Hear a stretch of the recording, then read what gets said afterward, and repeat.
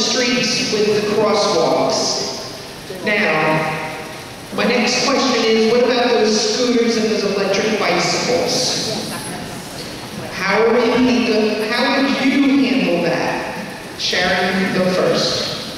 I touched on it a little bit, and as I had emphasized, there is current legislation to address the registration of the bicycles that are electrically propelled. In that endeavor, which would be with the Department of Motor Vehicles, they also want to implement insurance, where those people who are driving those types of motor vehicles, quote unquote, would then also be subject to insurance. We used to have a registration program for the bicycles, but I don't know if all of you saw on social media, when the channels came here to Perth Amboy, citing an incident, labeling our town of racism, when that is furthest from the truth. So, touching on the electric vehicles, yes, they are part of the transportation for the disadvantaged individuals who cannot afford a car, but there needs to be a plan in how they are to operate. And whether that plan includes registration, or whether that plan includes a redesign of where they can or cannot cross, that's pivotal. If we don't start thinking about it, then we're going to have catastrophe, because it exists. Actually, even some of those electric vehicles, they've been catching on fire. So safety, security, again, that is an area that needs to be revisited, and I'm happy that the discussion has started already. Thank you. Thank you. Ken, you need me to restate the question? If you want to, we have a couple seconds, let's do it. Okay, so how do you feel about those electric bicycles and the scooters? And how would you handle it? Go. Well, I'm glad you asked, let's do it. Bottom line, folks, expect that this summer is going to be horrible. I'm expecting this summer you're going to see complaints of people driving electric bikes and scooters on sidewalks, and you're going to see young people without regard for senior citizens walking along the sidewalk abusing. Now there's a place and there's a time. If a person's driving an electric scooter, there's a statute that says if they're going 28 miles an hour, if they have the ability to go 28 miles an hour or faster, they really shouldn't be on a sidewalk at all. It's like imagine driving a motorcycle on a sidewalk. It's inappropriate.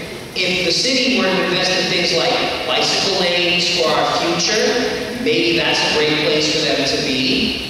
You know, we want to have people be healthy. We want them to get around in ways they can afford. That's good for the environment, but we need to go ahead and take steps to make sure that's happening. But if we have people abusing, if we have young people who are driving around in impunity, then those people unfortunately have to be corrected. Again, education and enforcement. Those are the key. Simple as that. Thank you.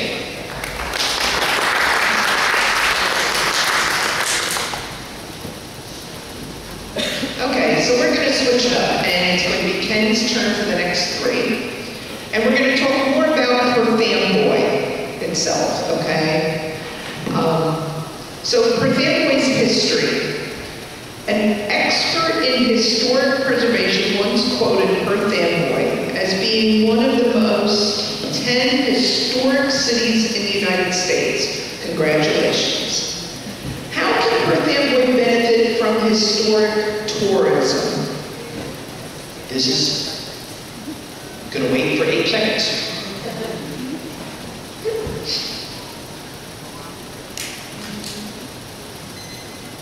All right. This is one of my favorite topics. You guys know I volunteered in the Broadterry House Board of Trustees. You know, Perth Amboy was established in 1683, was the capital of New Jersey. We have the oldest continuous, the oldest city hall contiguous use in the entire country. We have the only still standing Royal Governor's Mansion in the country. We are the place where Thomas Mundy Peterson voted.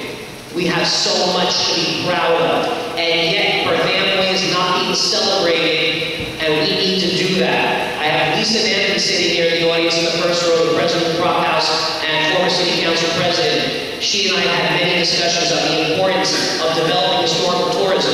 I remember when Bethlehem Steel started falling apart, when the Bethlehem Steel closed down, and the city of Bethlehem, Pennsylvania was falling apart. Well, they decided to rebrand themselves, to recreate themselves.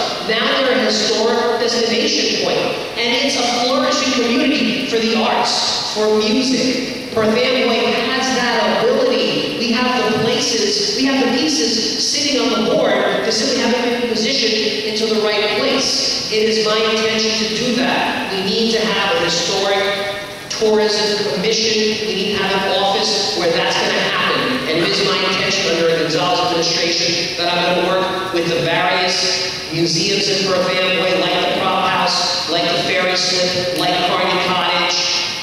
We're going to have them open, we're going to have them cooperating, and we're going to build synergy. And people are going to start coming to Perth Amboy. We're going to have carriage rides. I believe, and I can talk to a number of people here, and I've been back to my campaign about different ways to make that happen. And I can talk about this for a good hour if you let me, but I only have 9 seconds, so I'll stop here.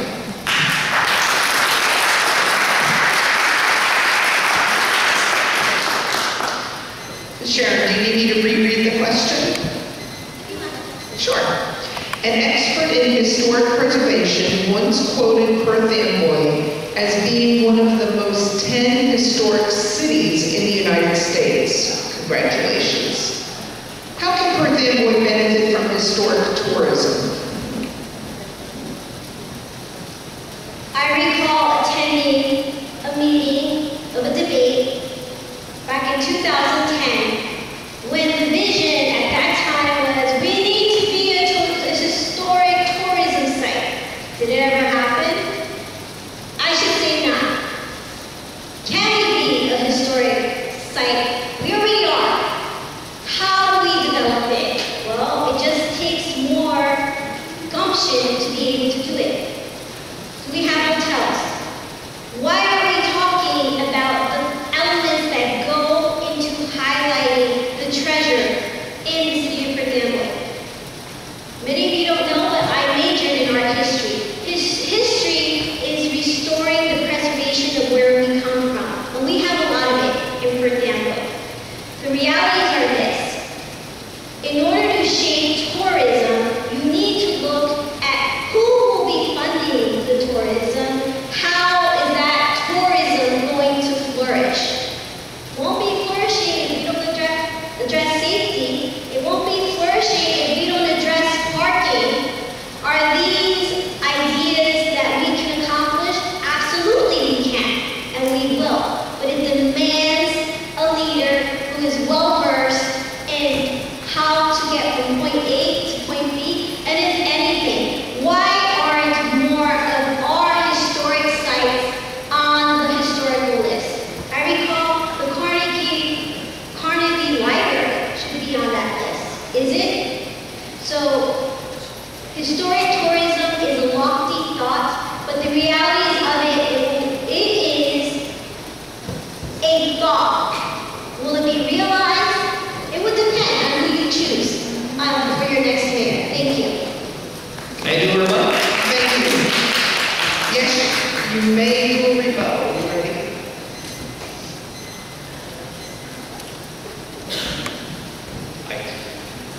My office, where my law office is located, was built in 1863, same year of the Battle of Gettysburg.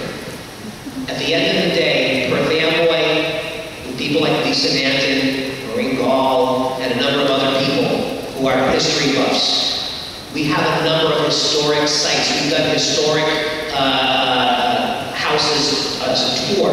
We've done historic churches as a tour. History is not something that has to be difficult to put together. It's here. All we need to do is have a few people who are willing to organize the program. And I will point out that the League of Municipalities does offer opportunities for seminars for municipalities who want to develop it. So it exists. Thank you. Thank you. Sharon, do you need to rebuttal? Thank you.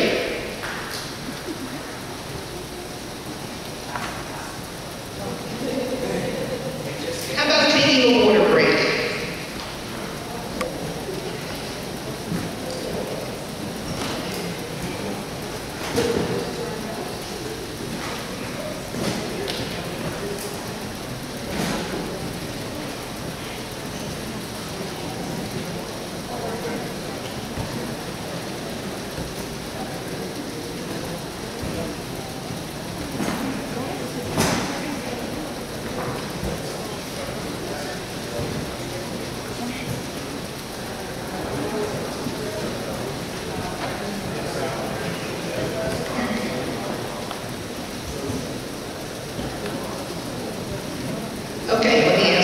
Next question.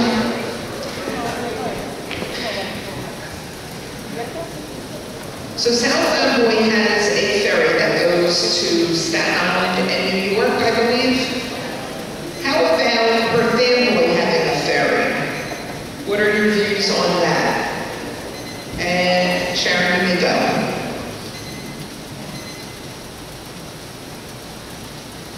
It amazes me why we don't already have a ferry. The discussion has been in play for many, many years, but I will tell you how it works. I commuted daily from Perth Amboy to the trading floor at Smith Barney for a long time.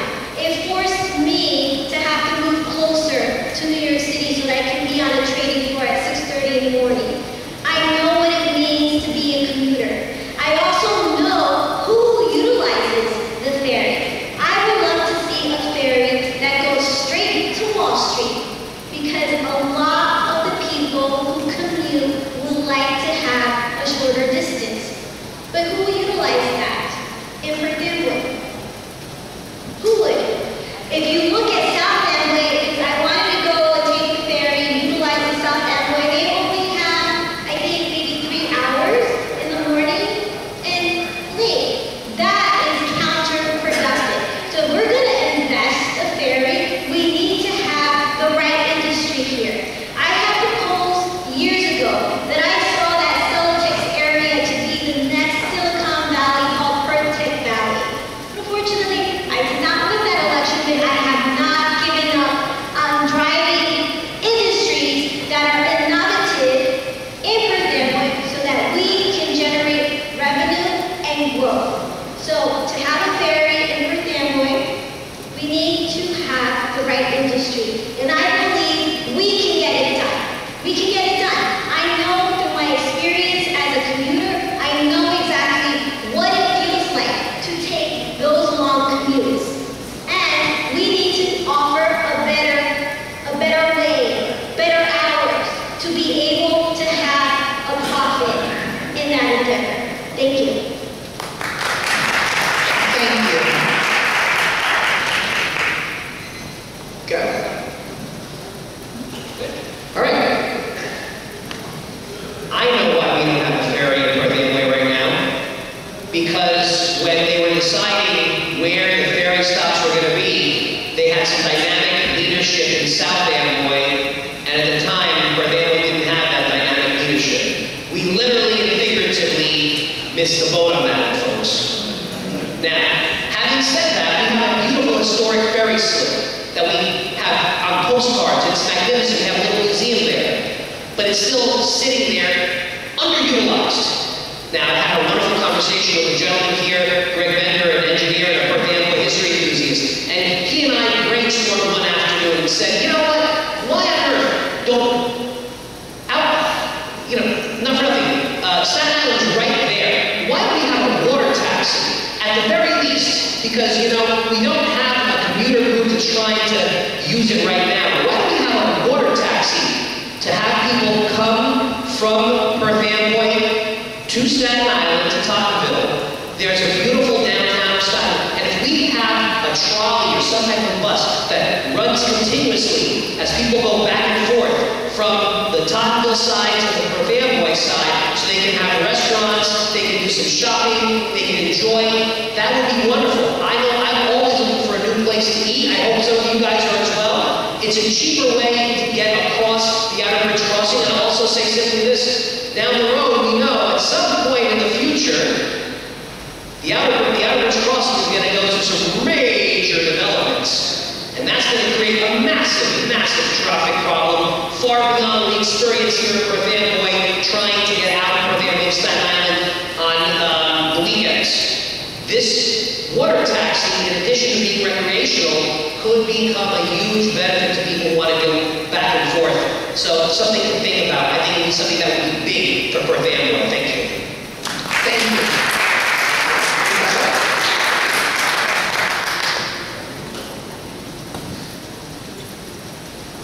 Rebuttal, go ahead.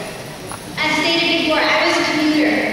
No one working in Manhattan is going to go to Staten Island to then transfer into Manhattan.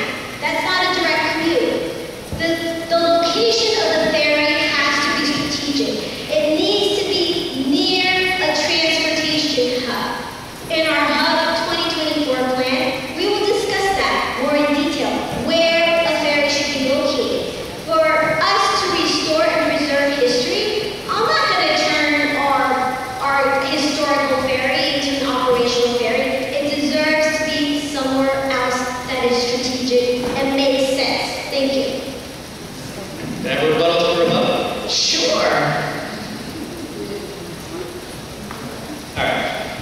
Folks, bottom line, I'm not saying that it's going to be people going from Manhattan. I'm saying that it's going to be recreational use, at least initially, and there's no reason on earth that beautiful ferry slip can't support a water taxi. And again, I'm talking about a la Baltimore or Harbor. It's something that's going to be nice change, and it's going to draw people to Perth Amboy. Isn't that what we want? Don't we want people from the outside to come see how beautiful Perth Amboy is? Aiden agrees with me. Thank you. I'll take it. Thank you both. Okay, next question. Perth Amboy has Middlesex College in their back pocket, literally. How will you try to get college students to be more included or involved in the community? Sharon, you're first. Okay, so you have the college right here in Perth Amboy. Well, literally, it's like, it's in your backyard. How are you going to? Correct, one of the campuses. How would you get the college students more involved in Perth Amboy? It is my understanding that a lot of the college students are involved. There have been programs where we have graduates from the high school that have credits going into college. So if there is a sense of involvement and empowerment that we need from our colleges is to have more levels of our graduates going to school credit ready. That's a program we're pursuing. I like to empower the future, the youth, to be able to succeed. We're not here to be called labels. I am proud to be Perth Amboy. Not once have I ever shirked away from the fact that I'm born and raised in Perth Amboy. But yet, there are individuals who are a little embarrassed to be part of Perth Amboy. So why not empower our students and invest in those programs where children will get the benefits of having a college so nearby and enter into school with less debt and more credits. Thank you. Thank you.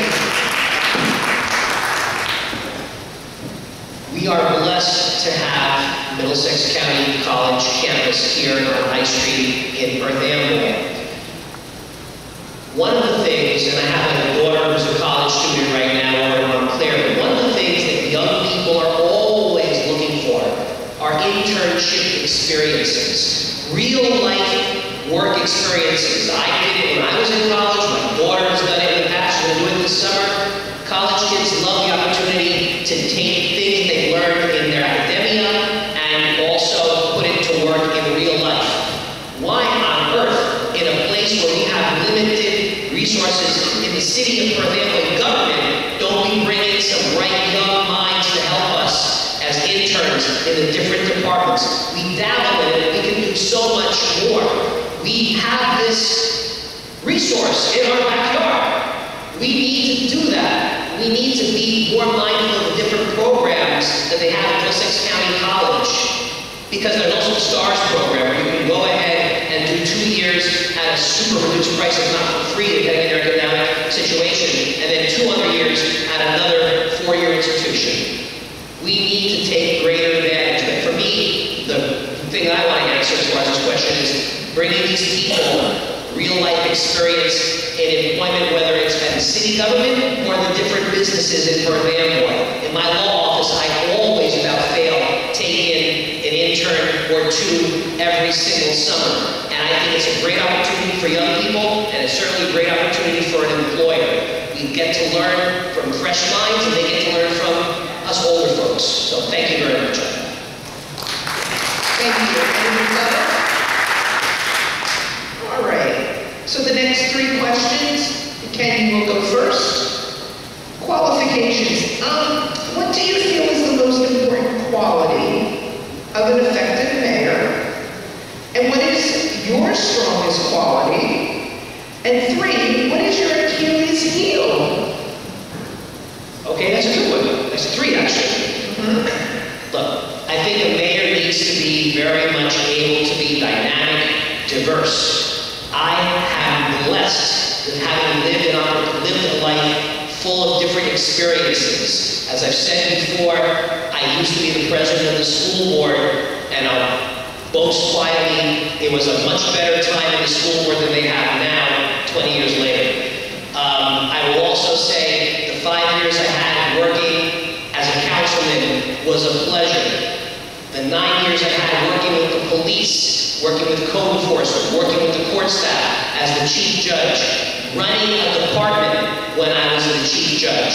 That gives me unique experiences. Being a lawyer who took criminal law, criminal procedure, gives me a special, specific opportunity to understand what the police are dealing with. Working with the redevelopment agency, I've been a member of the redevelopment agency back when I was a member of the city council as well. I've been blessed with a variety of opportunities, and that, I think, makes me, frankly, more qualified than any of the candidates running, including the incumbent mayor, quite bluntly. With regards to an Achilles heel, my wife is somewhere around here, and I know she's going to tell you the following. I have a hard time saying no, because I like to help people. So that's my Achilles heel, hands down. Anybody who knows me well knows I hate to say no because I like to help people. Thank you. Sharon, would you like me to reread the question? Sure. What do you feel is the most important quality of an effective mayor? What is your strongest quality? And what is your Achilles heel?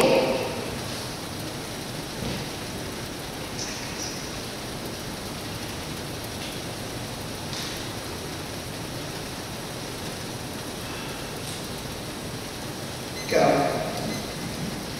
Well, if we want to discuss the current administration, communication.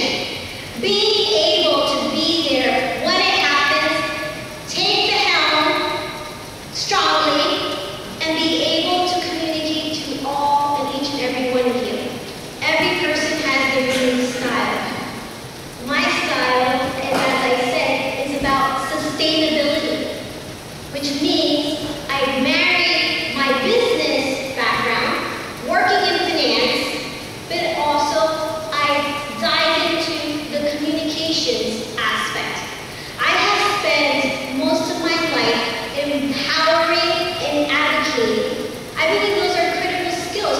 We need someone in Perth-Amboy who has the spine to stand strong, to know what is the difference between right and wrong, and be able to effectively manage and prioritize. Those are important skills, and we deserve it. We are at an important crux in Perth-Amboy. Whether you can still choose the same broken record, or you can give an opportunity to something different in a positive way. Everyone who knows me knows I'm a hard worker. I look at compassionate solutions. I embrace. You need to be open-minded, have open-door policies, and be seen, not hidden somewhere in the corners of the town and where you appear in writing, not being able to communicate to each and every one of you. Listen to what your needs are and immediately get back to you. Service. That's what we need in Perth-Amboy, and I'm here committed to that. Our team is committed to enhancing the service the same as I would with any business coming as a businesswoman that will help serve Perth-Amboy. Thank you. Thank you. I'm sorry? Sure. Okay, good, we're good. All right, real fast. I should also mention, speaking of business, be clear, I am a businessman. I've been the owner of the Laws of Kenneth L. Gonzalez, which is just for 22 years, which I've just recently taken on a partner, so now we're Gonzalez and Polanco, attorneys at law. That's a business that makes a very comfortable profit every year. I manage employees, and I have a good relationship with my employees, who many have stayed with me literally for a decade plus. And also when I was the judge, again, I managed the Department of Law, the courts, and not for nothing, talking about a spine, I put people in jail. Thank you.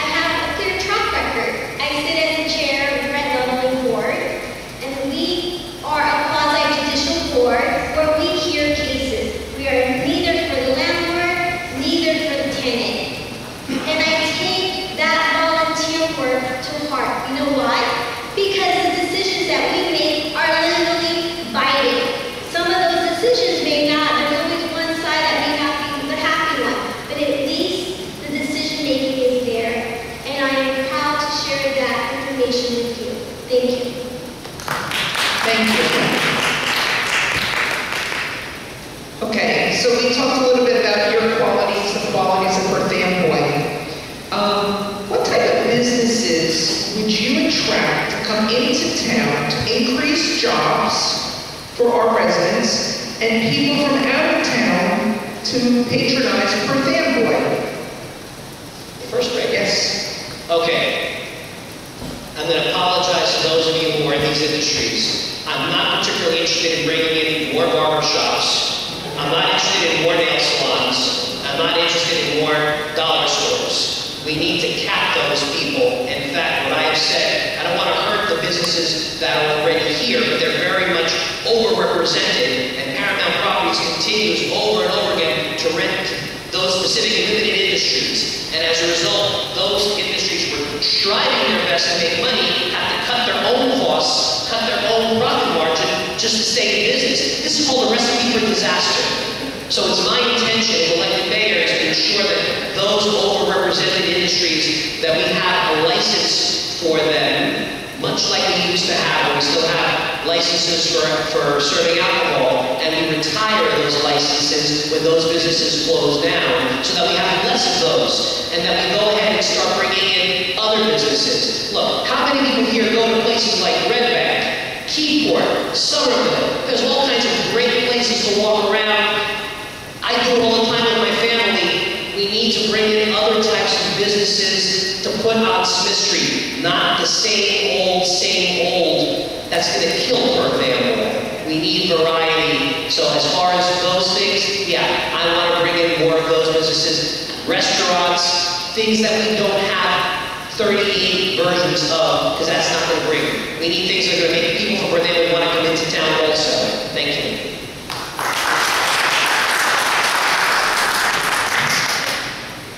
And Sharon, would you like it reread? Give a few more seconds.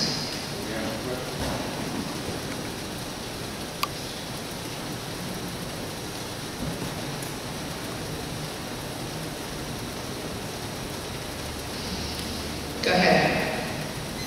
What we just heard is government bureaucracy. More red tape for our small businesses. I say big fat no. When you are a small business owner, and I come from a family who is a successful small business owner, you realize the moment that you rent that property, you invest thousands of dollars into that property to then build that business over time. COVID impacted small businesses. So what type of businesses will we bring? Well, relationships. Having a very good Office of Economic Affairs, which is sad to say, when you don't have the network and you don't have the relationships, you're not going to be able to attract the big businesses. I worked in finance. Financial companies are looking to relocate. I worked in other industries where I know that Perth Amboy, if marketed correctly, they will come. But you know when they will come? When they know that the mayor knows what they're doing. When they know that there is going to be disposable income to invest in those restaurants that you want to bring in. So in answering you, there are a lot of innovative businesses that are looking to relocate because the cost of living has gone up, inflation has gone up, but yet Perth Amboy is a jewel sitting here, accessible by all freeways, and instead, what do we bring? Warehouses with pilots. Under me, that's not going to happen. Thank you. Thank you. So I'm going to change it a little bit. Homelessness. Besides our own homelessness here in Perth Amboy, how would you address other towns who send their homeless here to Perth Amboy? Well, I think I'm first, right? So you're first. Yes. Look, if someone's sending their homeless population to Perth Amboy, we've got enough issues with our own population. I don't understand why would we accept that. That's, to me, ridiculous. I am going to say this. I'm so used to saying Raritan Bay Medical Center. Hackensack Meridian Raritan Bay Medical Center for Perth Amboy has created this large, I think it's actually 2 floors, mental health. And the concern that I have, and all of us here should have, is that the hospital, what used to be the Perth Amboy General Hospital when I was a kid, has stopped being a neighborhood hospital and become more of a specialty hospital that is primarily mental health. And so other communities are encouraged, in the county, to send people who have mental health issues to Perth Amboy to be treated. Now, I remember speaking to someone from the hospital and saying, well, okay, I get you doing this, but what happened to that person? And they go, oh, we just let them go when they're done being treated, or they say want to sign out. So they start walking around Perth Amboy. That's an unusual problem for us to have.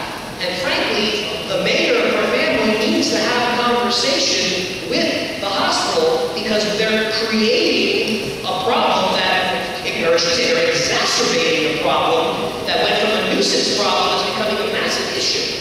We need to make sure that we are obviously thinking courteously about people who have issues with their residing. And obviously, Perth Amboy thankfully has a large number of churches and service organizations that try to tend the needs of the homeless and the people who are having issues. But if we're just willy-nilly bringing in everybody's homeless and everybody's mental health, that's creating a huge problem that's going to sink our city. So we need to be able to address that directly with the people that are causing the issue. And I'm starting to believe that's the hospital. Thank you. Thank you.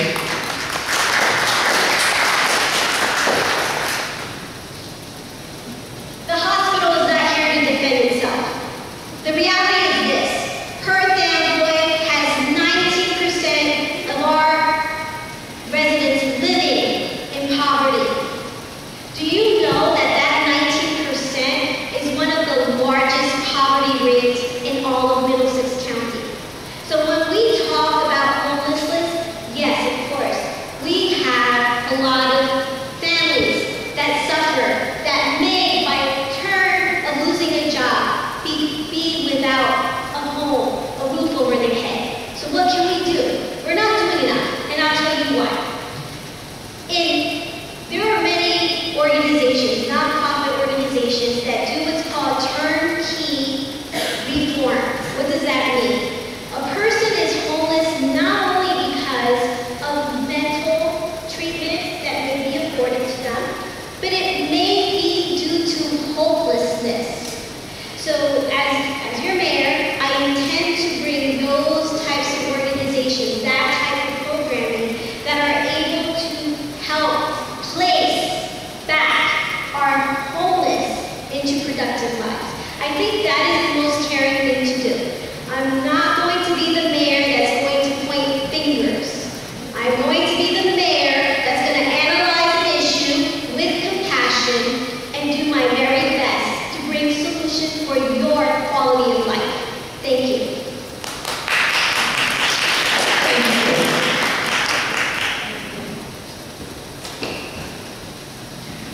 Okay, so we're going to talk about redevelopment, okay? And what are your concerns or visions for redevelopment for Perth Amboy? And so we'll start with that one. I have a few that can work into this. So I believe, Sharon, you're going first. Okay. Go.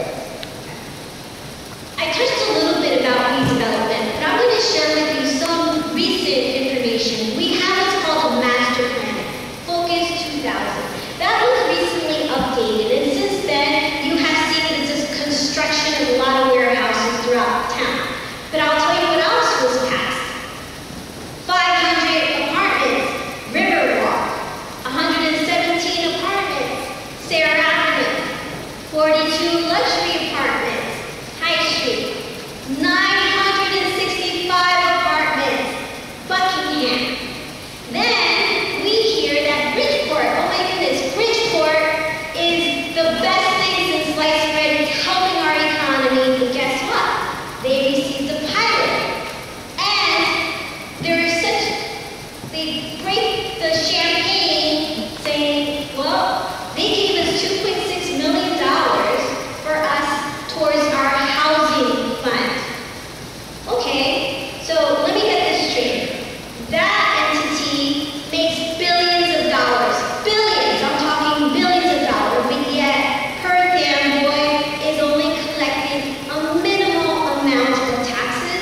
that redevelopment, you know what I call that? Corporate welfare. Corporate welfare, why? Because each and every one of you who are a homeowner are paying over 3.03% in your tax rate. That's what it is. But yet, some of these redevelopment deals, you don't even get a 1% tax rate. Do you think that's fair? Patents were always meant for nonprofits, for educational institutions, and not greedy profit centers where they're only giving us crumbs. Enough is enough. The time is now to elect the right change. Thank you. Thank you.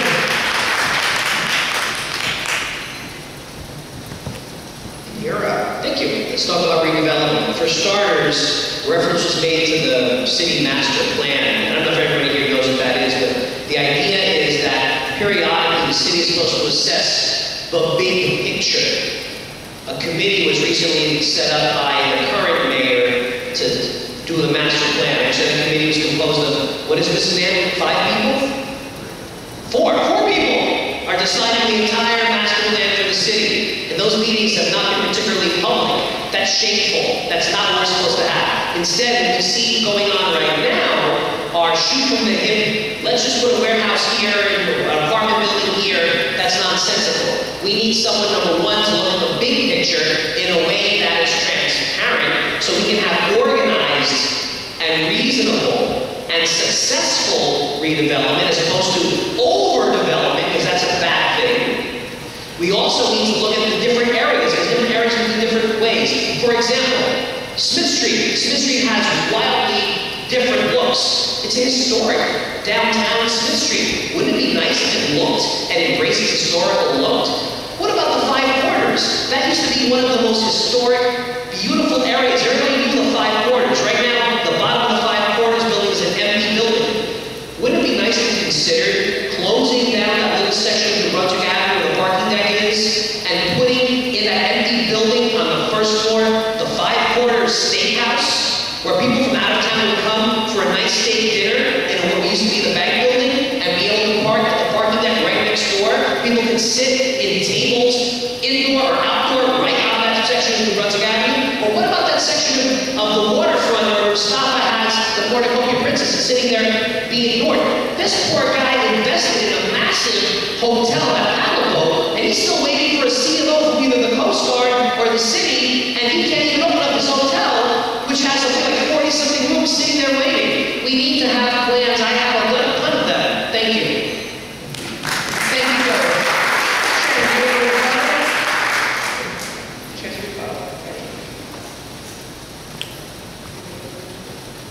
Go ahead. We're mentioning the downtown. And what is important to note is that redevelopment, their biggest focus, because we just entered into this co-agreement, has been apartments.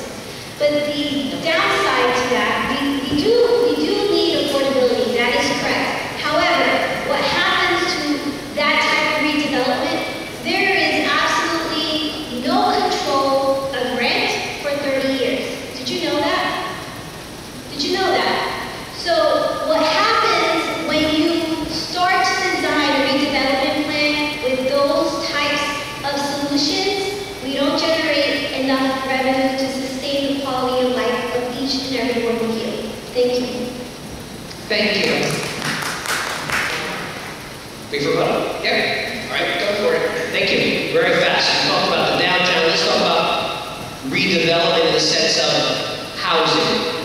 We have way too many apartment buildings. Perth Amboy has it backwards. 75% rental, 25% homeowners. That needs to become a lot more in equipoise. Right now is the need, if you know real estate, I'm a real estate attorney amongst other things, now is the time to build houses, neighborhoods, where people feel like they're part of the community, not a bunch of apartments. Thank you.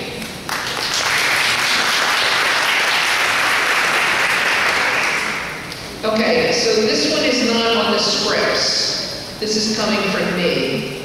I get smiles. So, being a Jersey girl and then growing up in New Jersey, I know when you put more apartments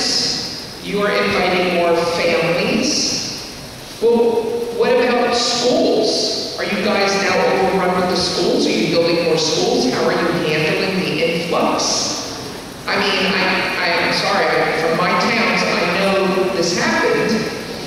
So Sharon, I'll let you go first. Born and raised Perth Amboy and proud Jersey girl, that's for sure.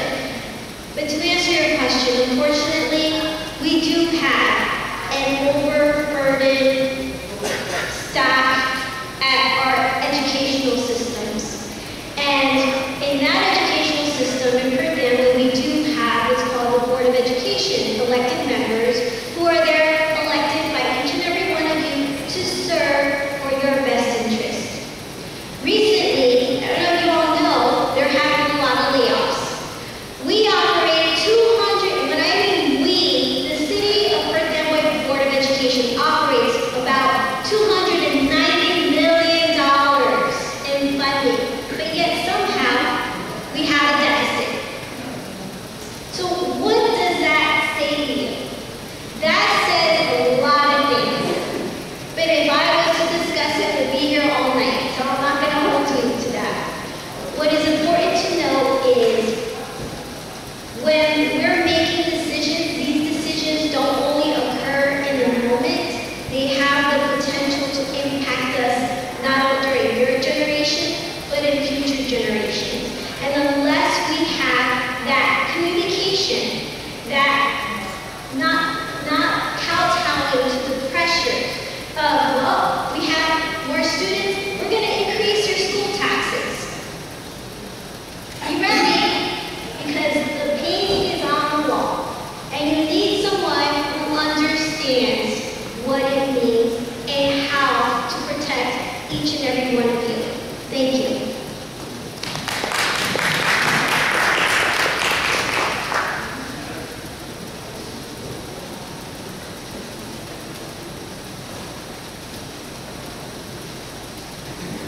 Go ahead.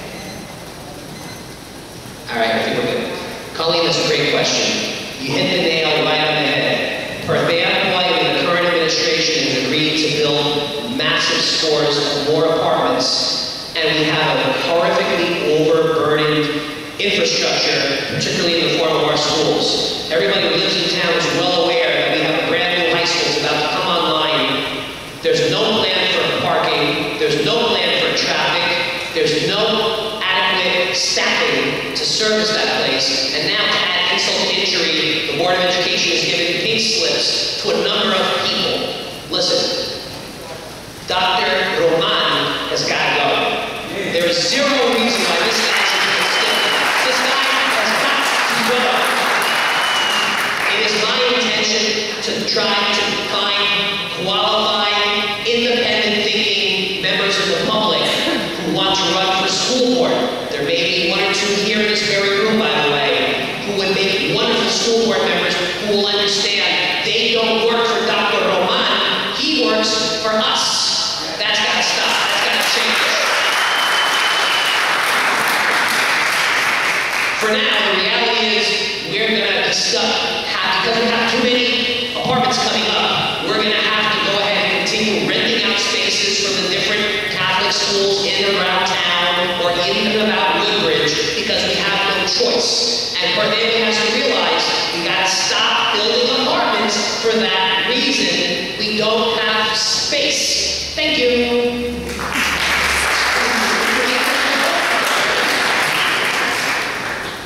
Now, since the superintendent of the Board of Education has been brought up, I want to recognize someone in this room, Maria Rodriguez. She was the only Board of Education to not renew the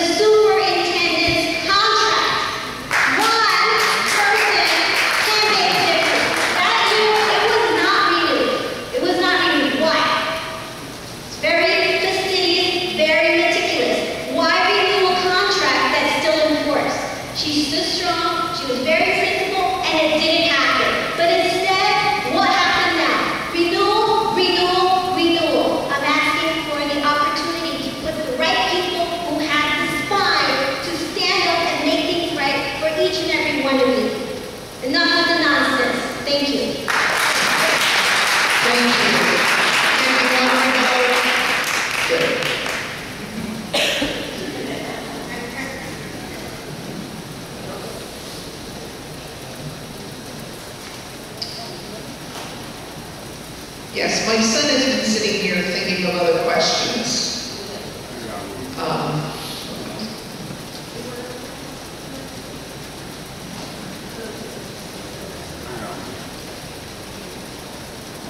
Okay, so this is going to be your final question, and then you'll have a closing time, okay?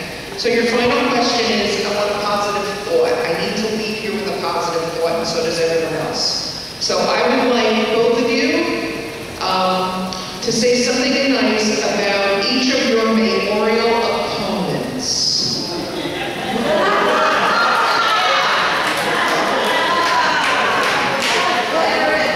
So it's my pleasure of going first. Let's see. Should I flip a coin? You want to flip a coin? Can I give you three? Should be better. You go first, Ken.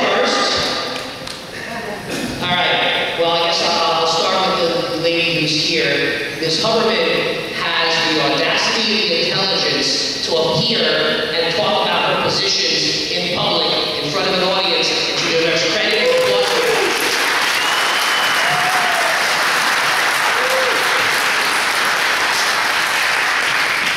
The other two have chosen not to come here for reasons unbeknownst to me, but we're going to talk nice. Mr. Voss is an attorney. He's educated. Okay, that's something nice. Go ahead. Mr. Kaba seems like a nice guy one-on-one. He's a family man. And as a fellow Christian, I wish all of my opponents nothing but the best, and I will stop at that. Thank you. Thank you very much.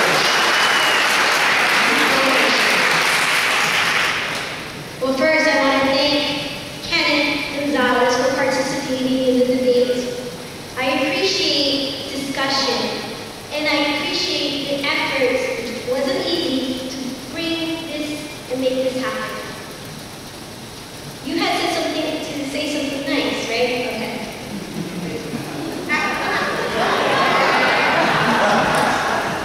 Well, besides the gentleman who's standing here to my right, what more is there to say? Except that he showed up, right? We showed up. You know why? Because we care. It is your choice. The moment that you go and you press the name, that'll define the future for them. But let's now discuss the other two candidates.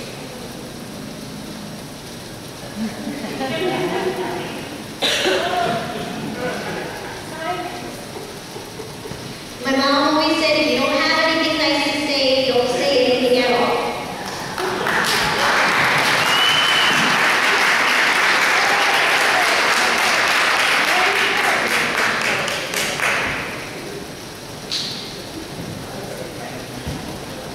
We're going to reset the clock, so you'll have 2.5 minutes, okay, each. And I'd like you to collect your thoughts and give us a closing, and Sharon will let you go first. Oh, I'm sorry. Go ahead, Ken. You can handle it. Great.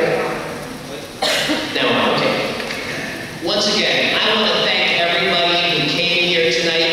You deserve to give yourselves a round of applause.